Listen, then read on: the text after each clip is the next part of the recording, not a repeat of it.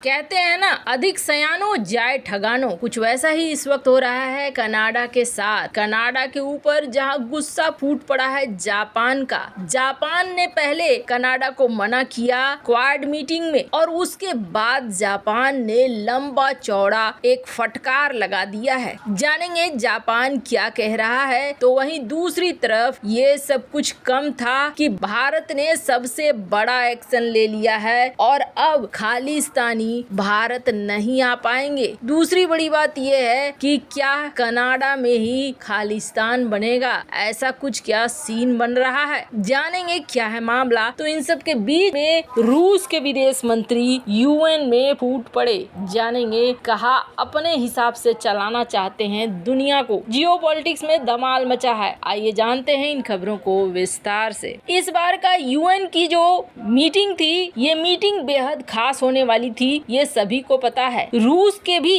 प्रतिनिधि के तौर पर रूसी विदेश मंत्री सर्गेई लावारोव यहाँ पहुँचे और इन्होंने अपना भाषण दिया। हालांकि इस बार सबसे यूनिक बात ये रही कि उन्होंने यूक्रेन में चल रहे इस युद्ध का कोई जिक्र नहीं किया। रूस के मंत्री सर्गेई लावारोव ने सिर्फ अमेरिका पर दोष दिया और कहा कि अमेरिका और उसके साथी देश मिलकर संघर्षों को भड़काने की कोशिश कर रहे हैं और जिस तरीके से ये चलते हैं उस तरीके से शत्रुतापूर्ण गुट बन जाते हैं और जो चीज होनी चाहिए, विकास होनी चाहिए, उचित वैश्विक व्यवस्था का निर्माण होना चाहिए, वो सब कुछ रुक जाता है। उन्होंने सारा दोष अमेरिका के ऊपर डाला। उन्होंने कहा कि दुनिया को अपने नियमों के अनुसार चलाने के लिए अमेरिका मजबूर करता है। उन्होंने कहा कि जिस तरीके से 1991 में सोवियत संघ टूटा, उसके बाद यूक्रेन की मदद की अमेरिका और पश्चिमी सहयोगियों ने अरबों डॉलर खर्च किए। इन सारी बातों को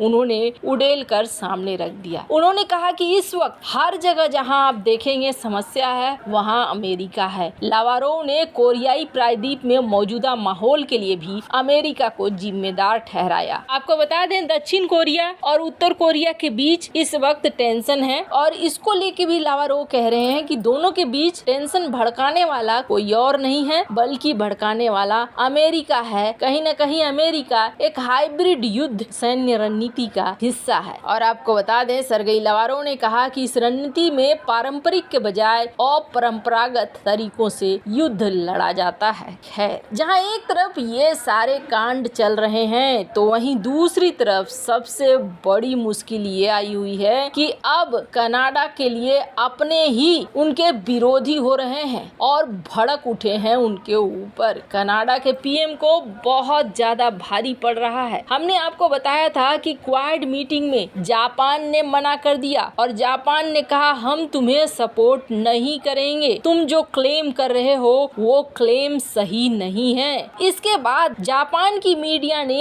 एक लंबा चौड़ा आर्टिकल जारी किया और इस आर्टिकल में, स्क्रीन पर आप वो आर्टिकल देख सकते हैं, जापान ने कनाडा को फटकार लगाई। कनाडा को फटकार लगाते हुए जापान ने कुछ बातें कही है। इन्होंने कहा कि सबसे पहले तो तुम अपने फॉरेन पॉलिसी को रीसेट करो। जिस विदेश नीति पर तुम चल रहे हो ना, वो विदेश नीति तुम्हारे काम नहीं आने वाली है। ये आर्टिकल आप देख सकते हैं। इस आर्टिकल में और भी सारी बातें कही गई है। इस आर्टिकल में कहा गया कि जिस विदेश नीति के बल पर तुम ये सारे कांड कर रहे हो, ये तुम्हें फंसाने वाला है, ये तुम्हें बचाने वाला नहीं है। इस आर्टिकल में कनाडा चाइना के रिलेशन का भी जिक्र किया गया और बताया गया कि किस तरीके से माइकल पेवोर और माइकल कोवरिंग नाम के दो फॉर्मर डिप्लोमेट को बीजिंग में कैद कर लिया गया था और इन माइकल्स की कैद को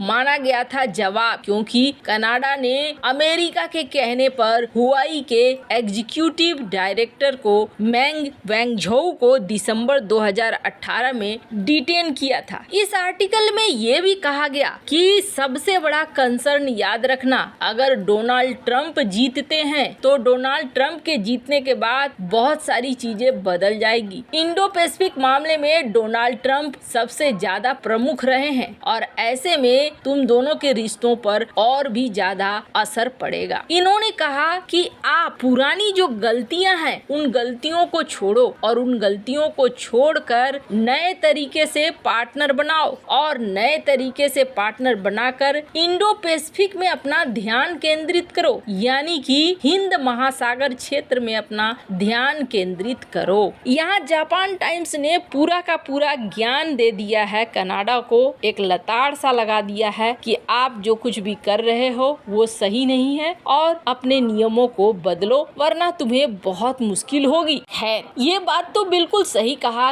इन्होंने। क्योंकि आपको बता दें, भारत ने अब एक्शन पर एक्शन लेना शुरू कर दिया है। सबसे पहले तो भारत ने जो खालिस्तान समर्थक लोग हैं, कहा जा रहा है इनकी संपत्तियों को जब्त किया जा रहा है। तो वहीं सबसे बड़ा कार्ड अब भारत ने खेला है। आपको बता दें, आज सुबह तक ये खबर आ रही थी कि वीजा को सस्पेंड तो कर दिया गया है लेकिन OCI सर्विस पर कोई असर नहीं पड़ेगा। लेकिन अब स्क्रीन पर आप एक आर्टिकल देख सकते हैं। इस आर्टिकल में ये कहा गया है कि भारत ने OCI कार्ड को कैंसिल कर दिया है और ये बहुत बड़ी खबर है। आपको बता दें, US, UK, कनाडा, इन तीन देशों के लिए जो खालिस्तानी आतंकी हैं उनका OCI कार्ड कैंसिल कर दिया गया है। अब इसका क्या मतलब है? इसका ये मतलब है कि ये अब भारत में नहीं घुस सकते हैं। पहले इनके पास ओवरसीज सिटीजन्स ऑफ इंडिया बोलकर एक कार्ड हुआ करता था और इस कार्ड के तहत ये आ सकते थे, यानी कि सिर्फ वीजा को सस्पेंड किया गया था और जो इंडियंस थे वो आ सकते थे। पर यहाँ पर इन्होंने लिस्ट बना लिया है उन लोगों की जिन लोगों को मानते हैं ये कि ये खालिस्तान समर्थक हैं। उन लोगों को लेकर कई बड़े निर्णय लिए जा रहे हैं जिसके तहत अब उन्हें भारत में घुसने नहीं दिया जाएगा, यानी जहाँ पर हो वहीं पर बनाओ खालिस्तान। इस तरीके का कुछ देखने को मिल रहा है। स्क्रीन पर आपको मिंट की एक रिपोर्ट दिख रही है। इस रिपोर्ट में कहा जा रहा है 19 ऐसे भगोड़े आतंकियों का लिस्ट बनाया गया है जिन पर एक्शन लेना शुरू हो गया है। सबसे पहले इनकी प्रॉपर्टी को सीज की जा रही है और दूसरा, इन्हें अब घुसने भी नहीं दिया जाएगा। इन सब के बीच में यही देखा जा रहा है कि लगातार ट्रूडो को अब अपने ही देश में आलोचनाओं का शिकार होना पड़ रहा है। खास तौर पर इन सब के बीच जो उन्होंने यूक्रेन के राष्ट्रपति जेलेंस्की को बुला लिया है, उसके बाद तो ये चीजें और ज्यादा बढ़ती हुई दिख रही है। वैसे इन सब मामले में आपकी क्या राय है, कमेंट कर जरूर बताएं। जल्द मिलते हैं अगले वीडियो में नई खबर के साथ।